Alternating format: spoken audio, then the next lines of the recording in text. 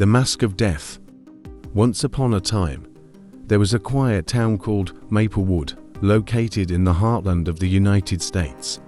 With its tree-lined streets, wooden houses, and tight-knit community, Maplewood seemed like the perfect place to live. Children played on the sidewalks, neighbors greeted each other, and local shops thrived. However, the peace of this town was abruptly shattered by a series of mysterious disappearances. Residents began to notice that on nights of the full moon, people disappeared without a trace. Among the missing were young people, mothers, and even the elderly, creating an atmosphere of despair. Reports of screams and strange laughter echoed through the town on the darkest nights, but no one dared to investigate.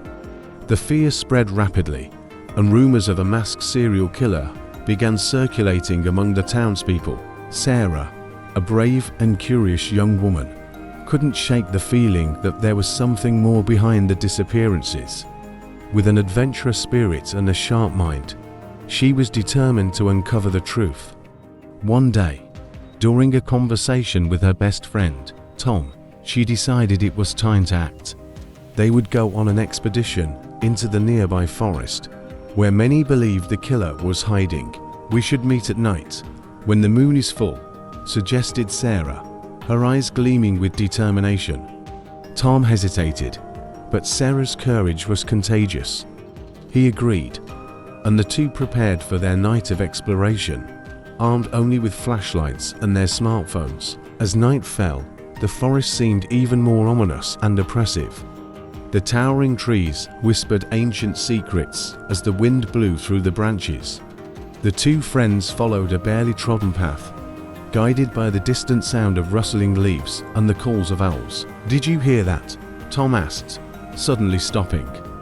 A soft whisper seemed to call their names, cutting through the darkness like a sharp blade. "It's just the wind, Tom. Let's keep going," replied Sarah, trying to hide her own fear. But as they ventured deeper, the atmosphere grew heavier, and the smell of damp earth and mold filled their noses. Suddenly, a shadow moved swiftly between the trees. Tom froze, his breathing quickening. "Let's go back," he said, but Sarah, with unwavering determination, insisted they press on. After hours of searching, they finally arrived at a clearing bathed in moonlight. In the center stood an old cabin, its windows broken and the door ajar, creaking in the wind. A sense of foreboding filled them, but curiosity was irresistible. They entered the cabin, their flashlights illuminating the dusty and abandoned interior. Inside, the air was thick with humidity and the smell of decay. The walls were covered in photographs of the missing people, all with their faces scratched out. A macabre collection of personal items from the victims was scattered across the floor, as if the killer had taken pleasure in collecting their memories. In the center of the room stood a grotesque altar. Melted candles and small animal bones formed a circle around an object that made Sarah's heart race, an old, time-worn mask covered in a layer of dust. As her fingers touched the mask, a wave of sinister energy enveloped her. Suddenly, the cabin door slammed shut. The temperature dropped dramatically, and a figure emerged from the darkness, the serial killer, wearing a grotesque mask that gleamed in the moonlight. His gaze was empty, but the glinting blade in his hand was deadly. "Get out of here," Tom shouted, trying to protect Sarah. The struggle was fierce. While Tom fought with all his strength, Sarah stood frozen, watching in horror. In a moment of desperation, she grabbed the mask and put it on. Instantly, a terrifying vision flooded her mind. The memories of all the victims, the despair and pain the killer had caused. Tom, realizing the mask had changed Sarah, screamed for her to take it off. But it was too late. The essence of the serial killer now resided within her. Sarah's eyes became empty, and a malevolent smile spread across her face. The final struggle was devastating. Tom tried to save his friend, but the changes were evident. The mask held a malevolent power, controlling her mind and corrupting her spirit. In a moment of weakness, Sarah attacked Tom, forcing him to flee into the forest, his heart heavy with sorrow and despair. As the full moon illuminated Maplewood, Sarah, now possessed by the mask, began hunting the town's residents. With each new disappearance, the mask grew stronger, feeding off the fear and pain it caused. The screams of the victims echoed through the town, but most of the residents were too terrified to leave their homes, unwilling to face the darkness that had invaded their lives. The town, once vibrant and full of life, had become a place of shadows and whispers.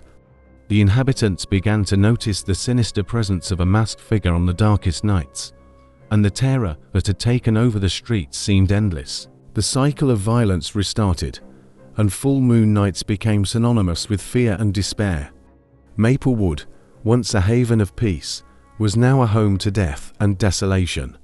The mask, now part of Sarah, patiently awaited its next victim as the town prepared for another disappearance. Tom, traumatized but determined, knew he had to do something. He began investigating the mask's past, searching for ways to break the spell that had trapped his friend. Ancient stories from the town revealed dark secrets that might hold the key to freeing Sarah and defeating the evil that now inhabited Maplewood. Tom found an old book at a town library, filled with legends about the mask and the evil powers it contained. The story spoke of a ritual that could free Sarah's soul, but it required a sacrifice, someone willing to oppose the evil. Tom knew this meant risking his life. On the next full moon, he prepared to confront Sarah at the cabin. Armed with the knowledge he had acquired, he drew protective symbols around the cabin and positioned himself at the door, waiting for the twisted version of his friend to appear. As the full moon illuminated the forest, Sarah appeared, more terrifying than ever. Her empty gaze and malevolent smile were now part of her new reality. "You can't stop me, Tom," she said, her voice echoing with a supernatural tone. "I won't give up on you, Sarah," Tom shouted, desperate. He began reciting the ritual, while Sarah advanced, a shadow of her former self. The tension in the air was palpable, and it seemed charged with electricity. As Tom spoke the ritual's words, a battle unfolded between them. Sarah attacked, but Tom, with tears in his eyes, continued, determined to save his friend. When the final words were spoken, a wave of light burst from the mask, and an agonizing scream echoed through the forest. At the climax of the battle, the mask fell from Sarah's face, and the essence of the serial killer was expelled. Sarah's eyes returned to normal, and her true self emerged from the darkness. Tom rushed to her, holding her in his arms. "I thought I lost you," he said. Relieved, I felt something pulling me away, Sarah replied, tears in her eyes. The connection between them grew stronger in that moment, and together, they promised to restore Maplewood. With the mask destroyed and the serial killer defeated, Maplewood began to heal. The residents, though traumatized, united to rebuild their lives. Sarah and Tom became the heroes of the town, and the shadow that had once hung over them slowly began to lift. The dark side of the farm. If you ask me what I feared the most as a child, I would say it was the stories that circulated around town about Mr. Hargrove's farm. It was an old farm, surrounded by miles and miles of fields, with a highway running right alongside it. They said there was something deeply wrong with that family, but no one dared to go there to find out. People would disappear, and the police could never explain it. The Hargroves were known for being a reclusive family. The father, a man named Victor, was the most feared. He had a gaze that could freeze the blood, and his laugh was more like a growl. The stories said he had a violent temper, and his victims were lured to the farm by roadside accidents. When a car broke down or a tire went flat, it was as if fate had intervened. One night, as I drove down the highway, my mind was elsewhere, but an unexpected thud made my heart race. A metallic sound broke the silence of the night. A tire had blown.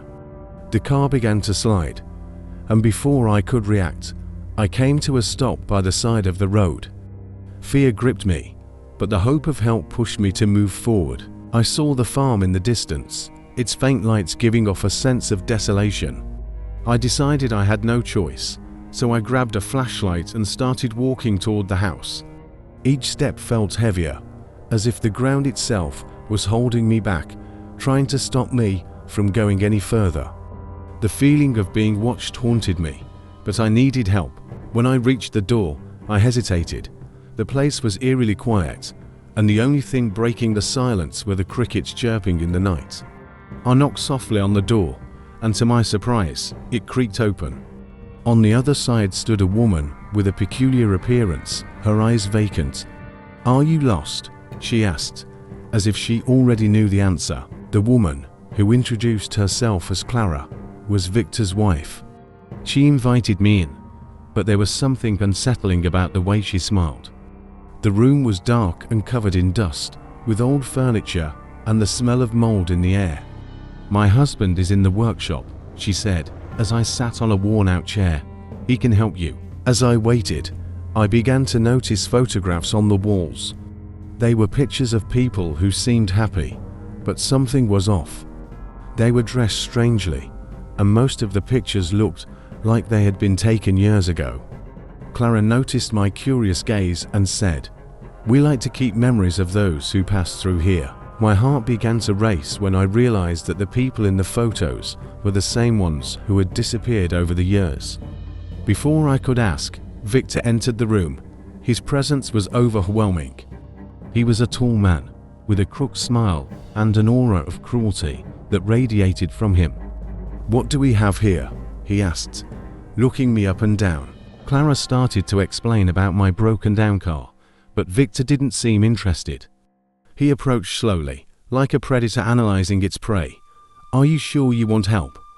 he whispered, his hand moving towards something sharp at his waist. Fear gripped me, and a surge of adrenaline hit me. Without thinking, I jumped up and ran for the door, but it was locked. "Where do you think you're going?" Victor's voice echoed, and I knew I had to act fast. With all the strength I could muster, I shoved Clara, who was blocking my path. She screamed, and I finally managed to open the door and run into the darkness. Panic took over as I sprinted across the farm, the shadows seeming to move around me. I could hear Victor and Clara laughing in the distance, as if they were enjoying my despair. I tried to find my car, but the terrain was unfamiliar, and the darkness was blinding. The lights of the farm flickered behind me, as if they were calling me back. At last, I saw my car in the distance, but there was no time to wonder if I could make it. As I ran, I heard footsteps approaching. Victor was following me. I reached my car, and with trembling hands, I began to search for my keys. When I finally found them, I looked back and saw Victor's silhouette getting closer. He was nearer than I had thought. With one last effort, I started the car and sped off onto the highway, not daring to look back. The horror of that night stayed with me for a long time, and even now, as I tell this story, I feel a chill down my spine. What I experienced at that farm will never be forgotten, and the truth is that many other people may still be lost there, as I almost was. The highway remains a dangerous place, and the Hargroves are still lurking, ready to lure in their next victims. The Cursed Mirror. It was an ordinary day when I decided to visit the town's old antique shop. Known for its peculiar collection, the shop always carried an air of mystery. Amid dusty paintings and worn-out furniture, something caught my attention, a large mirror with intricate framing that seemed out of place, as though it carried an invisible weight. As I approached, I noticed the glass was covered by a fine layer of dust. I wiped it clean with a cloth I found nearby, revealing a gleaming surface. However, instead of my reflection, I saw distorted images of people in moments of despair. Screams and cries echoed in my mind, but curiosity kept me glued to the spot. After leaving the shop, an unsettling feeling lingered within me. I decided to take the mirror home, thinking it would be an interesting addition to my living room, yet something felt wrong. Every time I passed by it, a chill ran down my spine, as if something was watching me from the other side. That night, I dreamed of the mirror. I saw people who had met tragic fates reflected in a time that wasn't my own. I woke up in a panic, my mind still haunted by the echoes of that nightmare. When I got up, I walked over to the mirror and, to my horror, saw the image of a woman with a desperate look in her eyes, trying to warn me about something. I turned around, but no one was there. As days went by, the mirror started drawing me in more and more. I felt an odd compulsion to stare into it. One time, I saw a terrifying scene, a man in a dark room, surrounded by shadows, as if he were trapped in a prison of terror. That vision shook me, but at the same time, I couldn't look away. One day, as I stared into the mirror, the image changed. I saw my own reflection, but something was wrong. My face was pale, and my eyes were empty. The feeling that something had infiltrated me was undeniable. I tried to pull away, but something held me, as if the mirror had a power of its own. From that moment on, my life spiraled out of control. I began seeing horrific events around me, as though the mirror was manifesting its visions outside its walls. The visions were becoming real. The people around me seemed to be in danger, and I couldn't protect them. Desperate, I returned to the shop where I had found the mirror, hoping to understand what was happening. The shopkeeper, an old, unwise woman, greeted me. After hearing my story, she muttered about the mirror having a mind of its own and a dark past. Each of its reflections contained fragments of lost souls, connecting to whoever gazed into it. She warned me, the mirror is a door. It reflects what you wish to see, but also what you don't want. If you're not careful, you may end up being consumed by it. My legs trembled as I processed her words. I couldn't let that happen. That night, I took the mirror and decided to get rid of it. However, before I could, the reflection began to swirl, revealing more tragic images, and the feeling of being watched returned. In a final moment of clarity, with my heart racing, I smashed the mirror with a hammer. The glass shattered, releasing a wave of cold air. As I did this, the vision stopped, but the feeling that the evil still lingered didn't fade.